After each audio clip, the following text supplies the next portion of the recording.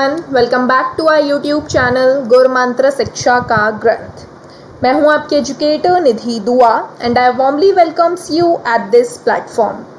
So guys, आज हम biomolecules का नेक्स्ट लेक्चर देखने वाले हैं। सबसे पहला टॉपिक जो हम स्टार्ट करेंगे that would be based on structure of protein. Okay, तो स्ट्रक्चर ऑफ प्रोटीन की अगर हम बात करते हैं तो सबसे पहले प्रोटीन्स जो होते हैं दे आर हेट्रोपॉलीमर्स। ओके, प्रोटीन्स की अगर आप बात करते हो तो दे आर हेट्रोपॉलीमर। इसके अलावा अगर आप बात करते हो physicist conjure up the three-dimensional views of molecular structures while biologists describe the protein structure at 4 level। Physicist ने 3-dimensional व्यू बताया मॉलिक्यूलर स्ट्रक्चर्स का, एज वेल एज जो बायोलॉजिस्ट हैं उन्होंने बताया कि प्रोटीन स्ट्रक्चर जो होता है उनके 4 लेवल होते हैं, या फिर आप बोल सकते हो कि प्रोटीन के स्ट्रक्चर को आप 4 डिफरेंट वेज में कंसिडर कर सकते हो। Okay, the sequence of amino acid, that is positional information in a protein, which is the first amino acid, which is second and so on, is called the primary structure of a protein। A protein is imagined as a line, the left end represented by the first amino acid and the right end represented by the last amino acid। Primary structure की आप बात कर रहे हो, protein को आपने imagine किया इन the form of line. Left and को आपने बात किया तो आपने लेफ्ट एंड को बोला फर्स्ट अमीनो एसिड, जबकि आपने राइट एंड को बोला last amino acid. The first amino acid is also called as N terminal. आपने क्या बोला? फर्स्ट अमीनो एसिड जो है दैट इज एन टर्मिनल। मान लीजिए आपने एक लाइन की फॉर्म में कंसिडर किया प्रोटीन, आपके पास लेफ्ट एंड जो है ये आपके पास है फर्स्ट अमीनो एसिड, यहाँ हम लिख सकते हैं फर्स्ट, और इस एंड को आपने नाम दिया N terminal acid. Okay, N terminal amino acid. वहीं आप राइट एंड की बात करते हो तो ये लास्ट हो गया अमीनो एसिड, और आपने इस एंड को नाम दिया C terminal. Okay, the last amino acid is called C terminal amino acid.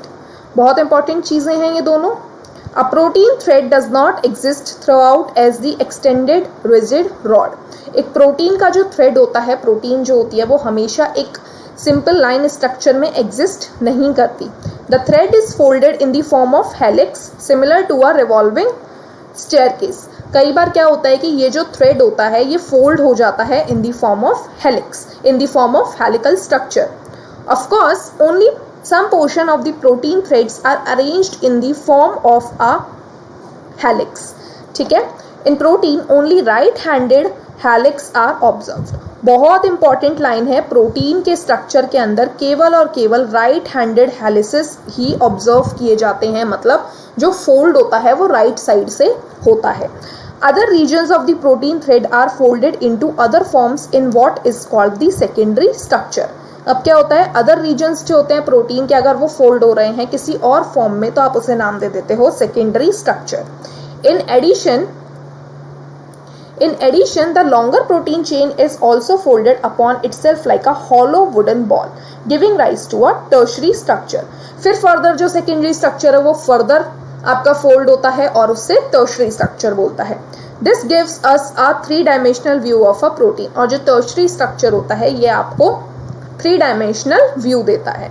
ये देखो आपको यहाँ पे दिखाया हुआ है टर्शरी स्ट्रक्चर, ये आपको 3D स्ट्रक्चर गिवन है। Tertiary structure is absolutely necessary for many biological activities of a protein. अगर आपको बहुत सारी बायोलॉजिकल एक्टिविटीज को ऑब्जर्व करना है तो आपके पास ये जो टर्शरी स्ट्रक्चर है ये बहुत ही ज़्यादा इंपॉर्टेंट है, क्योंकि ये आपका 3D स्ट्रक्चर है। Okay, the manner in which these individual folded polypeptides or subunits are arranged with respect to each other, example linear strings of sphere arranged upon one each other in the form of cube or plate, is the architecture of a protein, otherwise called the quaternary protein। क्या बोल रहे हो आप इसको? quaternary protein। Adult human hemoglobin consists of 4 subunits, 2 of these are identical to each other। Human being के haemoglobin की अगर आप बात करते हो तो इसके पास 4 सब यूनिट होती हैं, जिसमें से 2 एक जैसी होती हैं और 2 थोड़ी डिफरेंट होती हैं। हेंस 2 सब unit of alpha type and 2 सब unit of the beta type. Haemoglobin के पास 2 अल्फा टाइप की सब यूनिट होती हैं, 2 बीटा टाइप की सब यूनिट होती हैं, और ये चारों मिलके आपका हीमोग्लोबिन का फॉर्मेशन करती हैं। एंड नाउ इंपॉर्टेंट चीज क्या है, यहाँ पे हीमोग्लोबिन क्यों दे रखा है, क्योंकि हीमोग्लोबिन जो होता है that is the example of quaternary structure. Okay, तो आप क्या बोल सकते हो, क्वार्टेनरी स्ट्रक्चर का एग्जाम्पल क्या है, क्वार्टेनरी स्ट्रक्चर का एग्जाम्पल है हीमोग्लोबिन। बहुत इंपॉर्टेंट बात है ये, काफ़ी बार बहुत सारे कॉम्पिटिटिव एग्जाम्स में पूछ लिया गया है ये। ओके, तो ये आपको याद रखना है। आगे बढ़ते हैं। अब हमारे पास है nature of bond linking monomers in a polymer, कि अब आपके पास कौन कौन से बॉन्ड्स होते हैं, कौन कौन से बॉन्ड हैं जो कि पॉलीमर बनाते हैं, मोनोमर से पॉलीमर का फॉर्मेशन करते हैं। Okay, In a polypeptide or a protein, amino acids are linked by a peptide bond. सबसे ज़्यादा इंपॉर्टेंट बात आपको क्या गिवन है कि प्रोटीन के अंदर अमीनो एसिड्स जो होते हैं that are linked by the what kind of bond? Peptide bond, which is formed when the carboxylic group of one amino acid reacts with the amino group of next amino acid.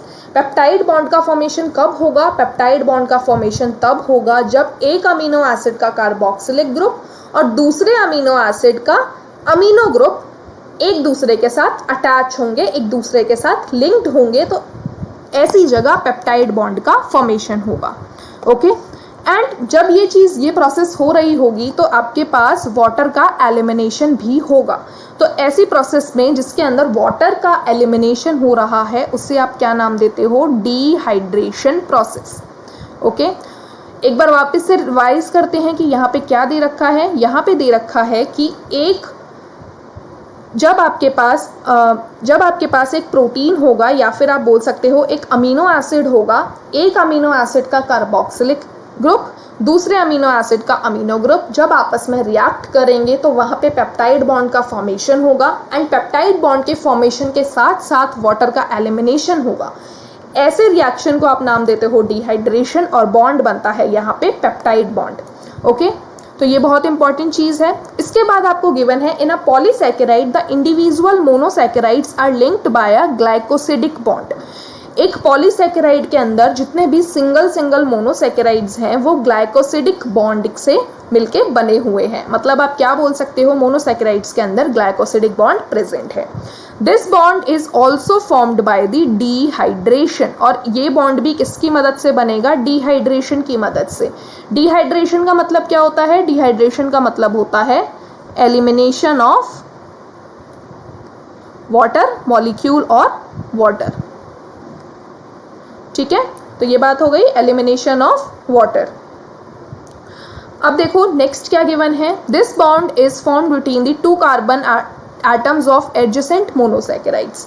क्या बोल रहा है ये कि ये ऐसा bond glycosidic bond कब बनेगा? जब 2 कार्बन एटम्स अटैच होंगे 2 एडजेसेंट मोनोसैकेराइड से।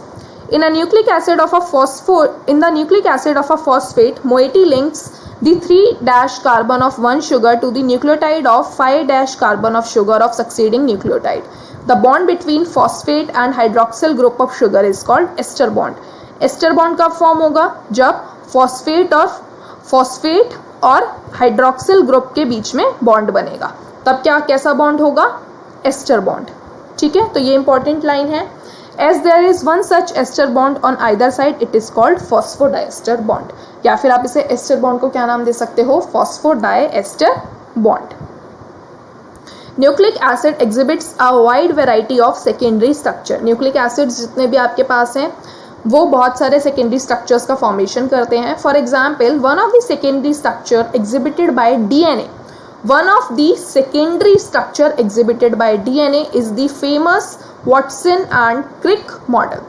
क्या बोल सकते हो? वॉटसन एंड क्रिक मॉडल जो है वो किस पे बेस्ड है? वो डीएनए के सेकेंडरी स्ट्रक्चर के ऊपर बेस्ड है। ठीक है, ये भी बहुत इंपॉर्टेंट लाइन है। या फिर आपसे क्वेश्चन कैसे पूछा जा सकता है कि डीएनए का जो सेकेंडरी स्ट्रक्चर था वो किसने प्रपोज किया था, किसने दिया था?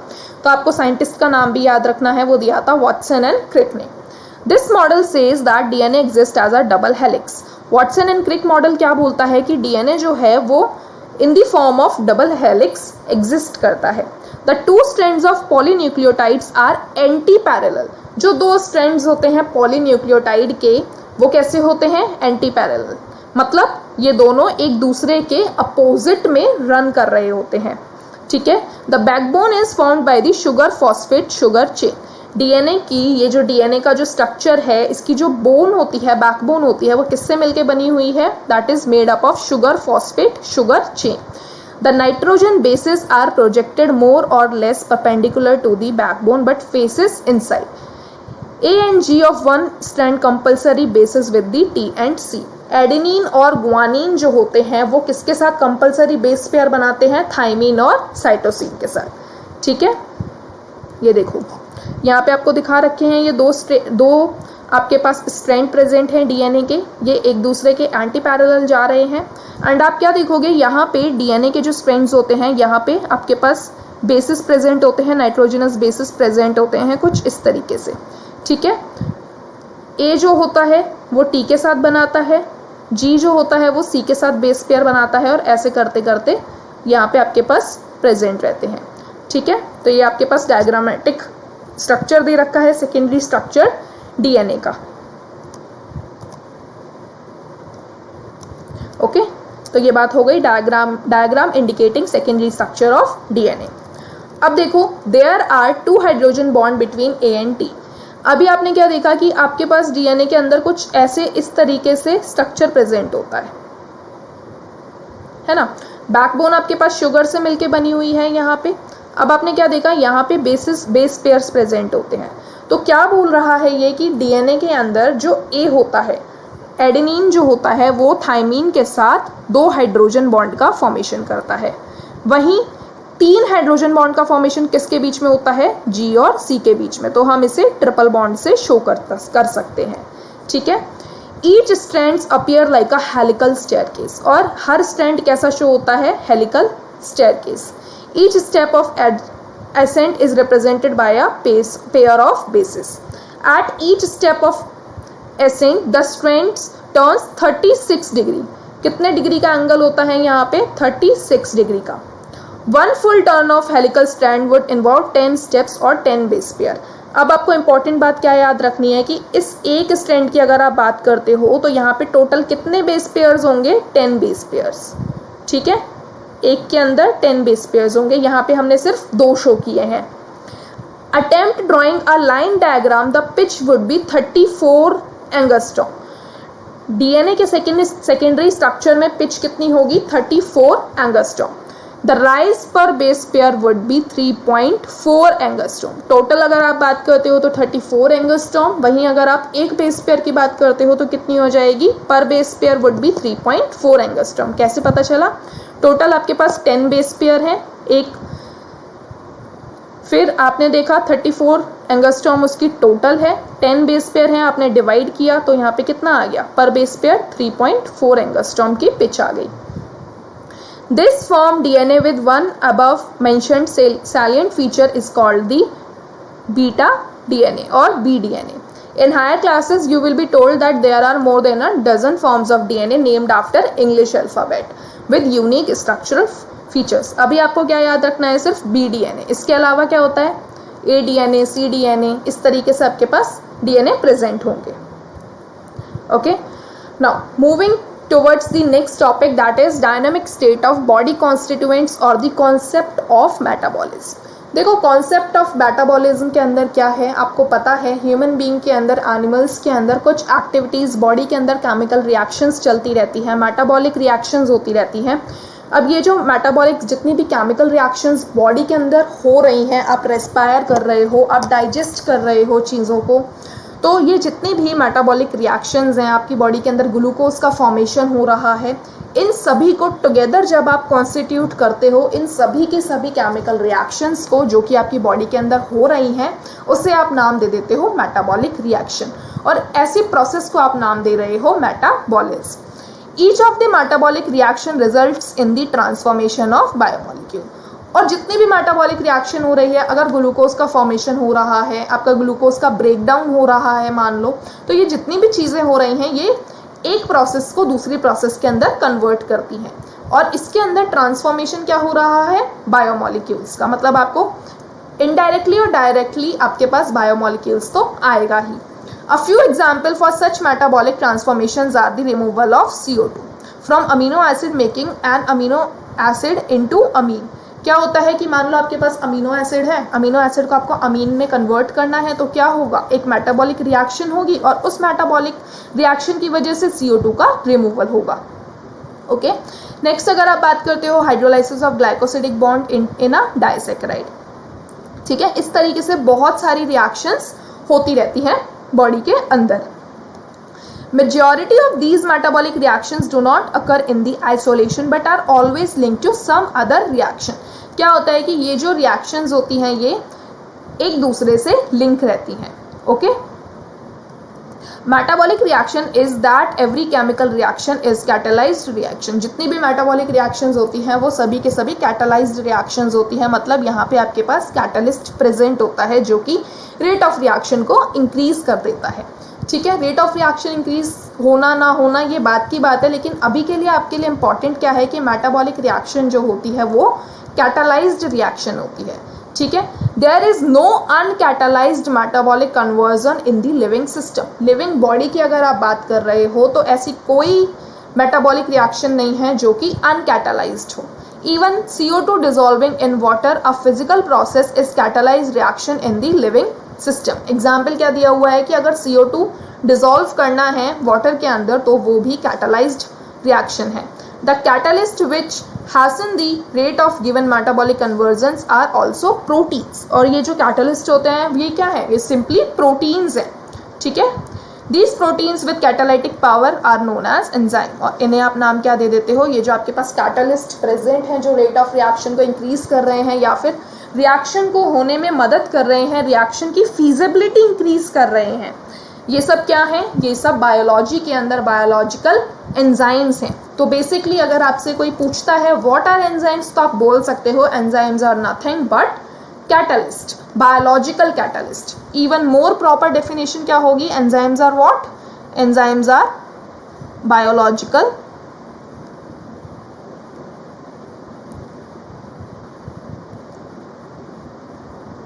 Catalyst. Okay. Now metabolic basis for living. अब मेटाबॉलिज्म के बेसिस क्या है, metabolic pathways can lead to a more complex structure from a simple structure. क्या होता है कि ये बॉडी के अंदर मान लो कोई सिंपल स्ट्रक्चर प्रेजेंट है, अब मेटाबॉलिक रिएक्शन हुई, मेटाबॉलिक रिएक्शन होने की वजह से हो सकता है वो सिंपल स्ट्रक्चर कॉम्प्लिकेटेड स्ट्रक्चर के अंदर बन जाए. For example acetic acid becomes cholesterol. एक मेटाबॉलिक रिएक्शन हुई, आपकी बॉडी के अंदर एसिटिक एसिड प्रेजेंट है और वो एसिटिक एसिड कोलेस्ट्रॉल के अंदर कन्वर्ट हो गया. तो आपने क्या देखा, एसिटिक एसिड सिंपल फॉर्म और कोलेस्ट्रॉल जो हो गया वो थोड़ा कॉम्प्लेक्स फॉर्म हो गया और lead to a simple structure from a complex structure. ठीक है, for example glucose becomes lactic acid in our skeletal muscle. The former cases are called biosynthesis pathway और द एनाबॉलिक पाथवे. बहुत important line है, the former cases are called biosynthesis pathway. जहाँ पे complex आप बोल सकते हो कि सिंपल से कॉम्प्लेक्स स्ट्रक्चर अगर फॉर्म हो रहा है तो आप उसे बायोसिंथेसिस पाथवे या फिर एनाबॉलिक पाथवे बोल सकते हो. जबकि अगर कॉम्प्लेक्स से सिंपल स्ट्रक्चर फॉर्म हो रहा है तो आप उसे कैटाबॉलिक पाथवे बोल सकते हो. कैटा मतलब कट, एना मतलब add. Anabolic pathway as expected consumes energy. और एनाबॉलिक पाथवे जो होता है वो एनर्जी को कंज्यूम करता है. Assembly of a protein from amino acid requires energy input. अगर प्रोटीन को आपको एक तरीके से असेंबली करनी है अमीनो एसिड से प्रोटीन की तो आपको एनर्जी की रिक्वायरमेंट होगी. ओके. जबकि अगर आप कैटाबॉलिक पाथवे की बात करते हो तो कैटाबॉलिक पाथवेज जो होते हैं वो एनर्जी को रिलीज करते हैं. ठीक है. The most important form of energy currency in living system is the bond energy in a chemical called adenosine triphosphate. और जो most important form है energy का that is ATP, जिसे आप नाम दे देते हो adenosine triphosphate. Okay, so this was all about today's lecture guys. I hope आज का lecture आपको अच्छे से समझ में आया होगा. कुछ चीज़ें आपको याद करनी है, बॉन्ड्स के बारे में आपको याद रखना है कि कौन सा बॉन्ड कहाँ पे फॉर्म होता है. ठीक है. बहुत इंपॉर्टेंट है क्योंकि एग्जाम्स के अंदर डायरेक्टली क्वेश्चन पूछ लिया जाता है। इसके अलावा आपको डीएनए का सेकेंडरी स्ट्रक्चर जो है उसके बारे में जो इंपॉर्टेंट पॉइंट्स एनसीईआरटी के अंदर गिवन है वो आपको याद रखने हैं, वो आप एक जगह नोट डाउन करके रख सकते हो एंड डेली बेसिस पे उन्हें रिवाइज कर सकते हो। Okay, so this was all about today's lecture.